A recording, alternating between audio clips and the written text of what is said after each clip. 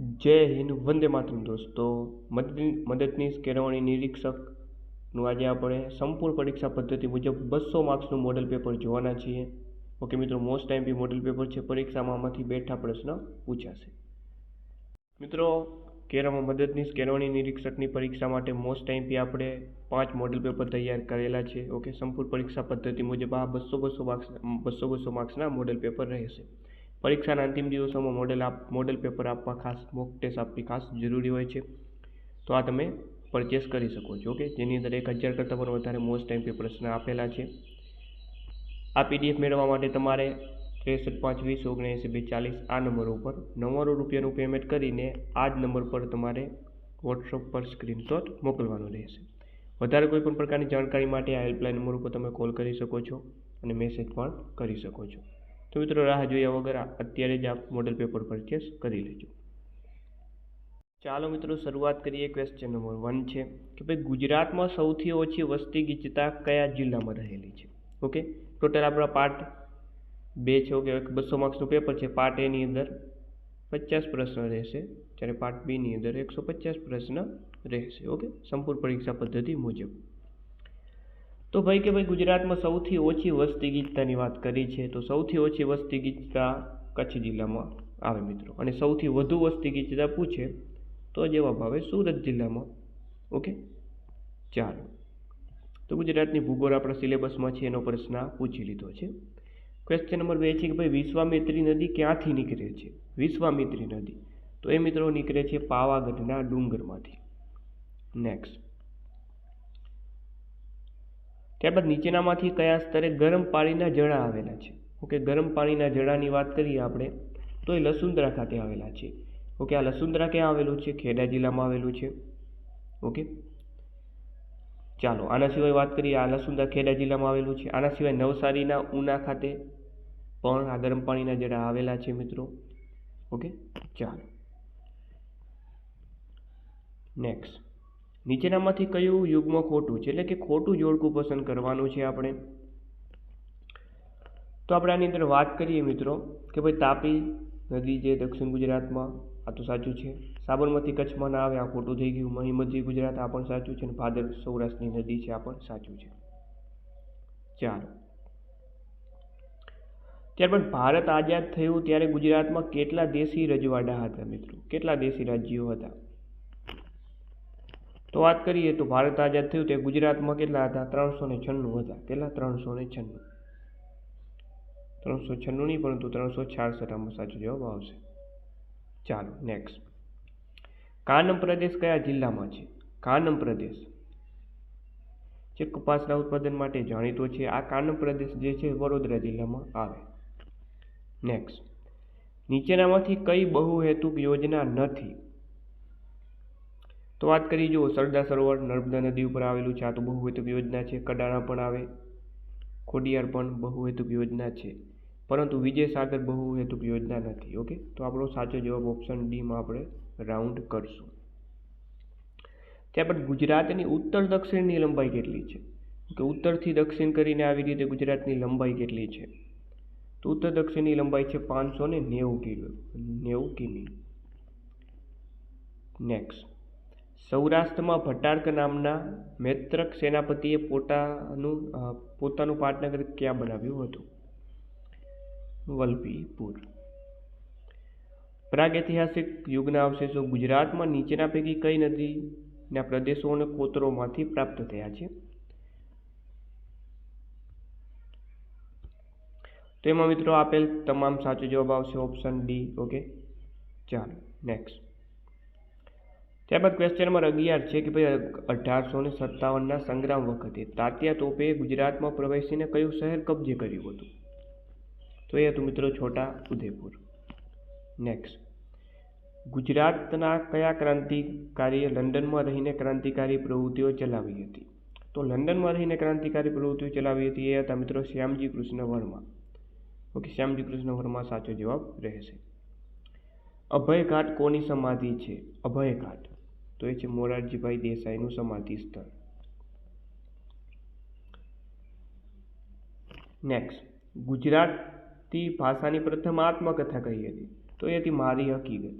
કઈ હતી? મારી હકીકત ગુજરાતી ભાષાની પ્રથમ આત્મકથા કોના દ્વારા લખવામાં આવી? કવિ નર્મદ દ્વારા આ લખવામાં આવી હતી.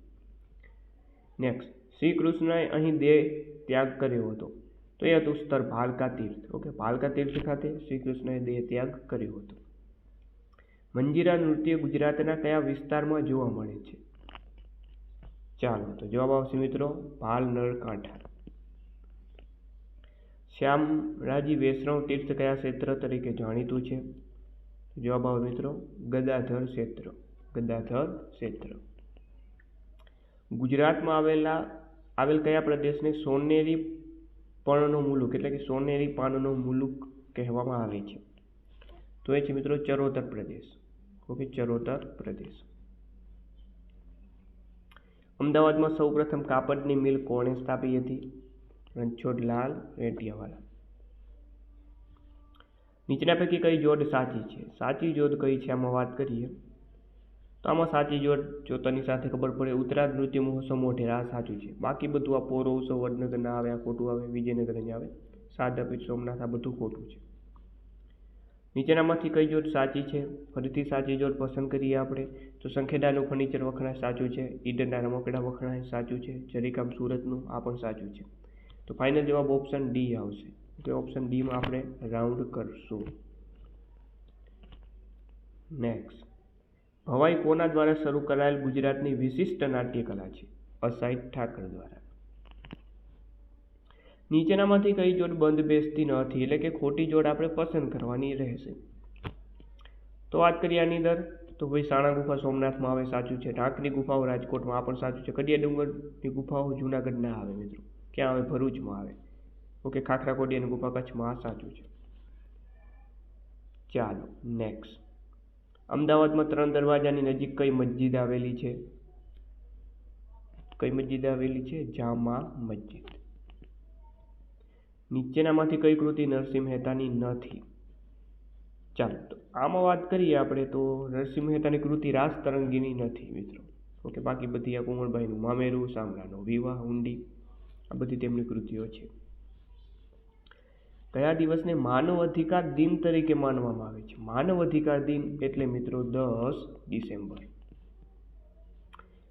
કઈ કલમ દ્વારા અસ્પૃશ્યતા નાબૂદ કરવામાં આવી છે? તો બંધારણની કલમ 17 દ્વારા.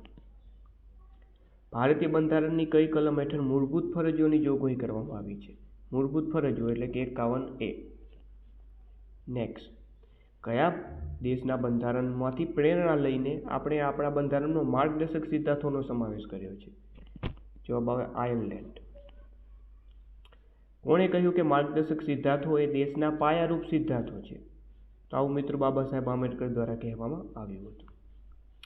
નીતિ આયોગની વિશેષતા નીચેનામાંથી કઈ છે? ચાલો, તો વાત કરી કે નીતિ આયોગ બંધારણની 3 સંસ્થા છે, આ પણ સાચું છે. નીતિ આયોગ કેબિનેટના ઠરાવથી 1 જાન્યુઆરી 2015થી અમલમાં આવ્યો, આ પણ સાચું છે. એનો મતલબ ફાઇનલ જવાબ ઓપ્શન ડી આવશે. નેક્સ્ટ, જો 1 ઓક્ટોબરના રોજ રવિવાર હોય તો 1 નવેમ્બરના રોજ કયો વાર હશે? ઓકે, વારની ગણતરી મિત્રો કરવાની છે. આમાં સાચો જવાબ આવે બુધવાર. ત્યારબાદ એક દિવસમાં મિનિટ કાંટો કેટલી વખત કલાક કાંટાની સામે આવે? તો ડાયરેક્ટ યાદ રાખી લેવાનું 22 વખત સામે આવે. નીચેનામાંથી કયું જૂથ અલગ પડે છે? ABCDના ક્રમ મુજબ તમે જોજો મિત્રો, તો આમાં જે HF જે અલગ પડે છે. પૃથ્વી પરના જલાવરણનો કેટલો ભાગ સાગરમાં અને બરફ સ્વરૂપે અનુક્રમે છે?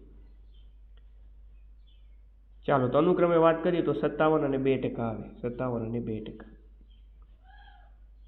ત્યારબાદ ધ્રુવનો તારો હંમેશા કઈ દિશામાં હોય? ધ્રુવનો તારો હંમેશા વાત કરીએ ઉત્તર દિશામાં હોય.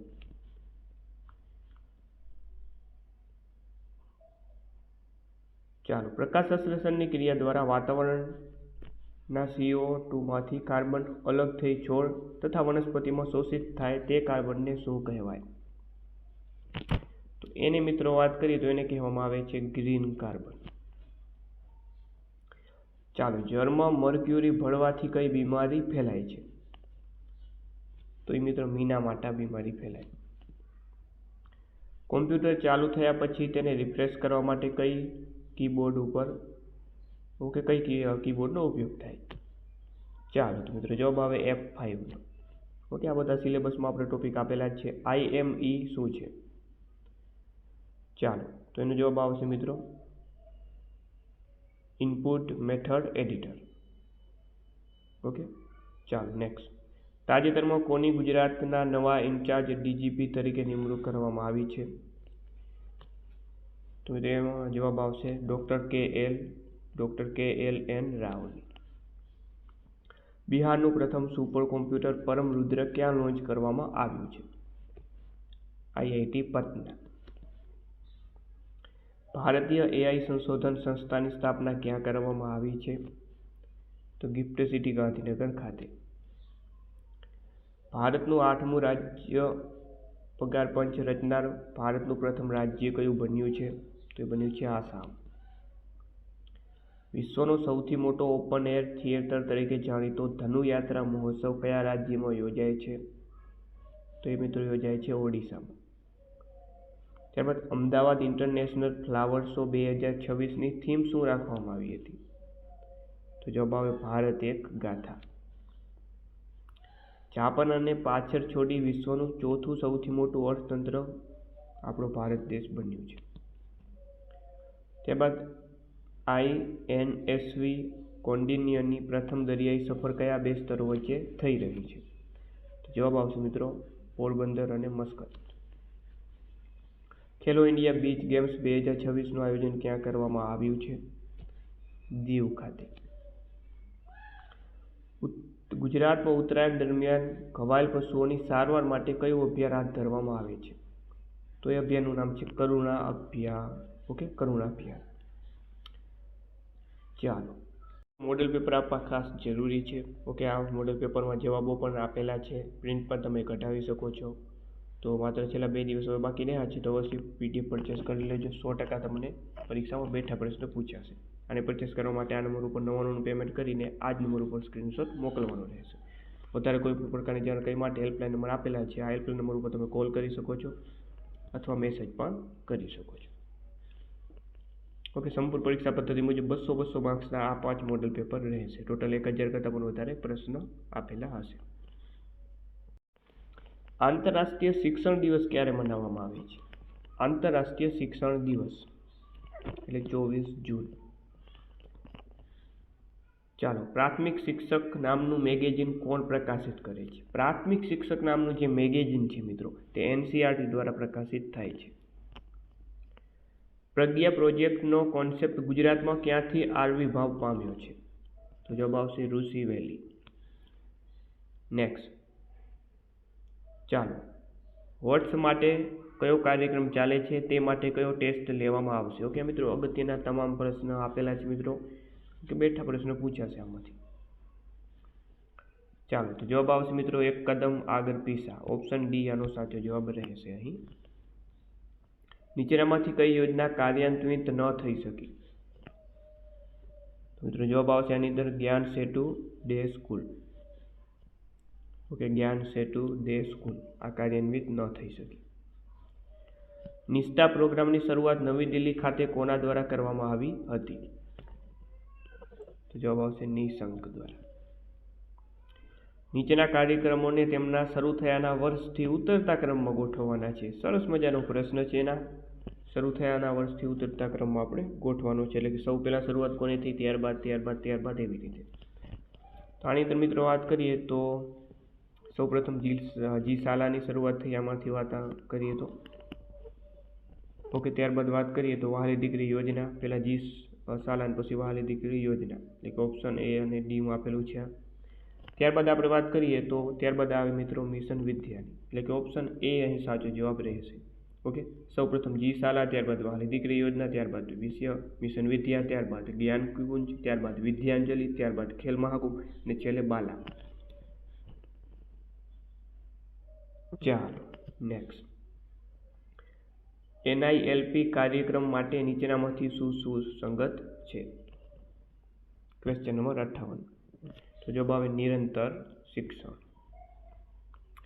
નીચેની શૈક્ષણિક સંસ્થાઓને તેમની સ્થાપનાના વર્ષથી ચડતા ક્રમમાં ગોઠવવાની છે આપણે. ચાલો, આની અંદર વાત કરીએ તો સૌપ્રથમ આવે મિત્રો CBSE, ત્યારબાદ GPSC. ઓકે, સૌપ્રથમ CBSE આવે, ત્યારબાદ GPSC આવે, ત્યારબાદ NCERT આવે. બંનેમાં NCERT આપેલું છે. અને ત્યારબાદ વાત કરીએ તો GKS આવે, એટલે કે આમાં પણ ઓપ્શન એ સાચો જવાબ રહેશે. ત્યારબાદ શિક્ષણ વિભાગની ખ અને ખ1 બ્રાન્ચ કઈ HOD માટે માર્ગદર્શન આપે છે? ચાલો, જવાબ આવશે મિત્રો ઉચ્ચ શિક્ષણ માટે. ત્યારબાદ FRC અંતર્ગત શાળા દ્વારા નિયત ફી કરતાં વધુ ફી લેવા બદલ કેટલી રકમનો દંડ થશે? ચાલો, તો વાત કરીએ તો પ્રથમ વાર 5 લાખ અને બીજી વાર 5 લાખથી 10 લાખ સુધીનો દંડ થઈ શકશે. ચાલો, ત્યારબાદ વાત કરીએ કે ભાઈ NPEGEL યોજના હેઠળ ધોરણ 8 પાસ કરી ધોરણ 9માં પ્રવેશ મેળવતી SC/ST કન્યાને કેટલી રકમ ચૂકવાય છે? જવાબ આવશે 50,000. 50,000 નહીં, પરંતુ અહીંયા 5,000 આવશે. કેટલું આવશે? 5,000. ચાલો, નેક્સ્ટ. NTSની રાજ્ય સ્તરની પરીક્ષા પાસ કરી મેરિટમાં આવે કેન્દ્ર સરકારની બીજા લેવલની પરીક્ષા કોના દ્વારા લેવાય છે? ચાલો, તો જવાબ આવશે NCERT દ્વારા. NTS એક્ઝામ કયા ધોરણના બાળકો આપી શકે છે? NTSની જે પરીક્ષા છે કયા ધોરણના બાળકો માટે છે? ધોરણ 10. ચાલો, NER અને GERમાં શું તફાવત છે? તો વાત કરીએ તો NER એ નેટ નોંધણી ગુણોત્તર છે. NER એ શું છે? નેટ નોંધણી ગુણોત્તર છે, જ્યારે GER એ કુલ નોંધણી ગુણોત્તર છે. ઓકે, ઓપ્શન અહીંયા C સાચો જવાબ રહેશે. ત્યારબાદ NCF-SE ક્યારે લાવવામાં આવ્યું? 2023માં. ત્યારબાદ નહીં જ્ઞાનં સદમ પવિત્ર મિહ વિદ્યતે આ કઈ સંસ્થાનું ધ્યેય સૂત્ર છે? ચાલો, તો જવાબ આવશે ટીચર્સ યુનિવર્સિટી. PWD એક્ટ 2016 કોના માટે છે? દિવ્યાંગો માટે. નિષ્ઠા તાલીમના કેટલા ઓનલાઈન મોડ્યુલ કોર્સિસ છે? તો જવાબ આવે મિત્રો 18 કોર્સ અને 12 મોડ્યુલ. ચાલો, નેક્સ્ટ. હાલ ઉચ્ચતર માધ્યમિક શાળામાં જનરલ કેટેગરીના પુરુષ ઉમેદવારો માટે શિક્ષક બનવાની મુદત કેટલી છે? તો જવાબ આવે 21 થી 39 વર્ષ. ત્યારબાદ બાળકોને શાળામાં ભણવા મોકલવાની માતા પિતાની ફરજ પાડતી મુંબઈ પ્રાથમિક શિક્ષણ અધિનિયમ 1947ની કલમ કઈ છે? તો કલમ છે કલમ 32. ચાલો, પ્રાથમિક શિક્ષણની વિવિધ યોજનાઓ માટે રાજ્ય સરકારની મંજૂરી મેળવવાની જોગવાઈ મુંબઈ પ્રાથમિક શિક્ષણ અધિનિયમ 1947ની કઈ કલમમાં છે?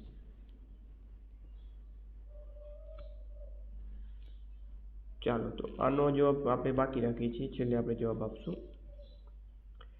ચાલો, સરકારી પ્રાથમિક શાળામાં ભણતા બાળકોની કોઈ પણ પ્રકારની ફી લેવાની નથી. મુંબઈ પ્રાથમિક શિક્ષણ અધિનિયમની કઈ કલમ આવું કહે છે? તો એ છે મિત્રો કલમ 31.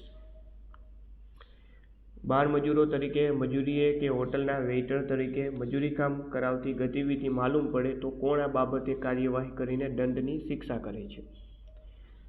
ચાલો, તો મિત્રો જવાબ આવશે ને ગુજરાત બાળ સંરક્ષણ આયોગ. પ્રાથમિક શાળા પંચાયત રાજ્ય સરકારે નિમેલા કેટલા સભ્યોની હોય છે? તો એ હોય છે મિત્રો 3 સભ્યોની. કેટલા સભ્યોની? 3 સભ્યોની. ત્યારબાદ દરેક વહીવટી અધિકારી ભારતના ફોજદારી અધિનિયમની કઈ કલમના અર્થ પ્રમાણે રાજ્ય સેવક ગણાય? ચાલો, તો જવાબ આવે કલમ 21. ત્યારબાદ વહીવટી અધિકારીના હુકમથી નારાજ થયેલ શિક્ષક કેટલા દિવસની અંદર ટ્રિબ્યુનલને અપીલ કરી શકે છે? તો જવાબ આવે 30 દિવસની અંદર. નેક્સ્ટ. અમદાવાદ મ્યુનિસિપલ સ્કૂલ બોર્ડના વહીવટી અધિકારી કોણ છે? તો જવાબ આવશે મિત્રો ડૉક્ટર LD દેસાઈ. પ્રાથમિક શિક્ષણ બોર્ડ કેટલા સભ્યોનું બનેલું હોય છે? પ્રાથમિક શિક્ષણ બોર્ડ 16 સભ્યોનું બનેલું હોય છે. નેક્સ્ટ. પ્રાથમિક શિક્ષણ બોર્ડના સભ્યોની મુદ્દત કેટલા વર્ષની હોય? પ્રાથમિક શિક્ષણ બોર્ડના સભ્યોની જે મિત્રો મુદ્દત છે કેટલા વર્ષની હોય? 3 વર્ષની હોય ભાઈ.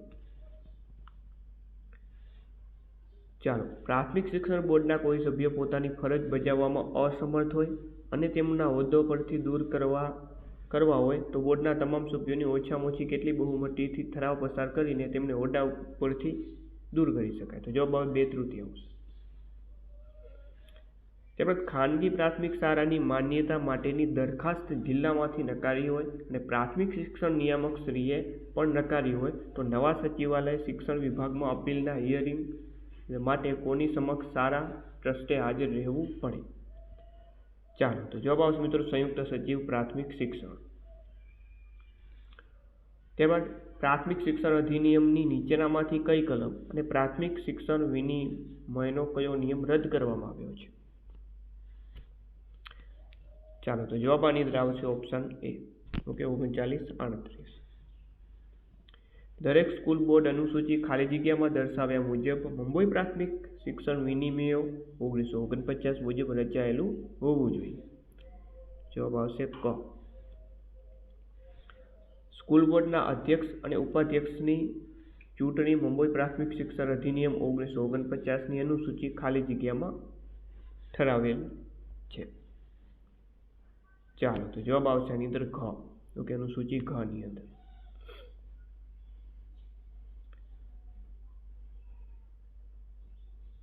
ચાલો,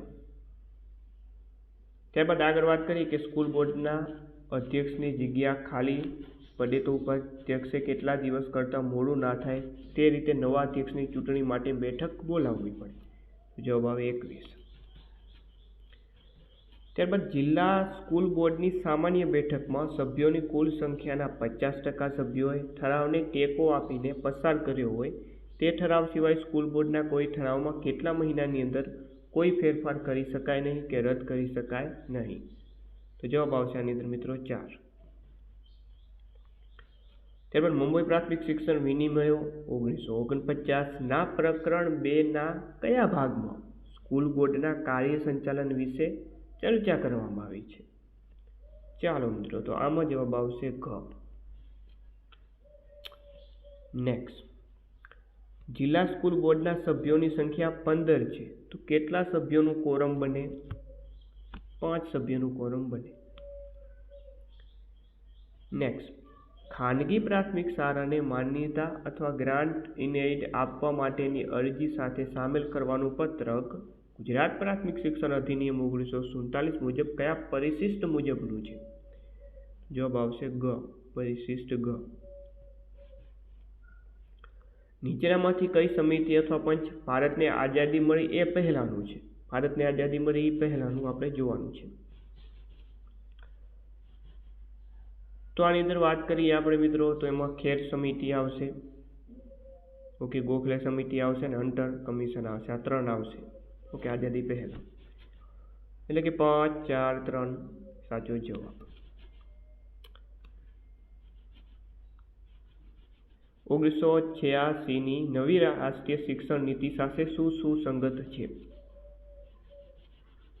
4.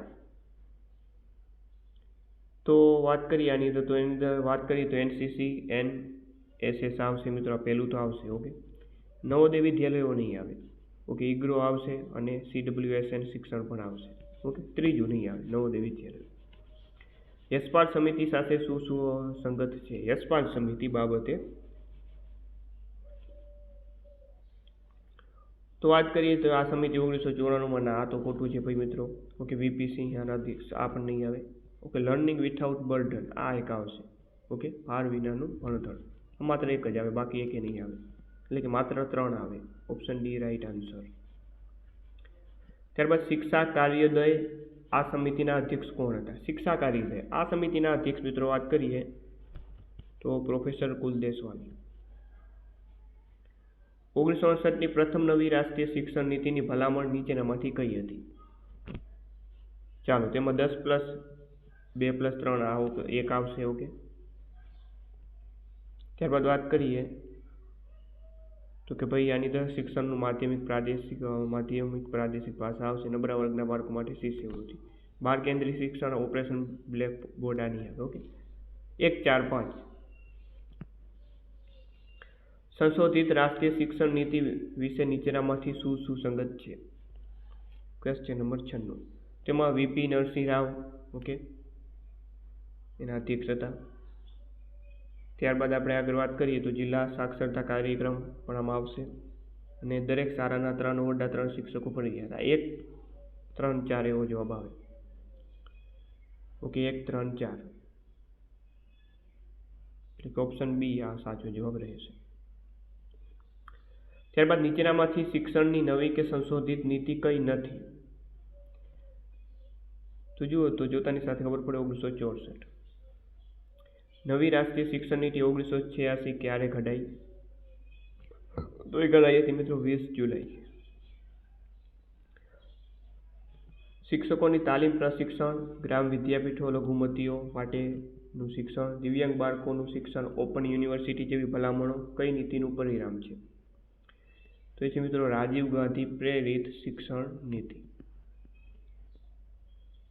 કયા બંધારણીય સુધારાથી અને ક્યારથી શિક્ષણને સંયુક્ત યાદીમાં મૂકવામાં આવ્યું? તો એ હતો મિત્રો 42મો બંધારણીય સુધારો 1976. તો મિત્રો આપણે આ 100 પ્રશ્ન પૂરા થયા. બાકીના 100 પ્રશ્ન આપણે પાર્ટ 2માં લઈએ છીએ. ઓકે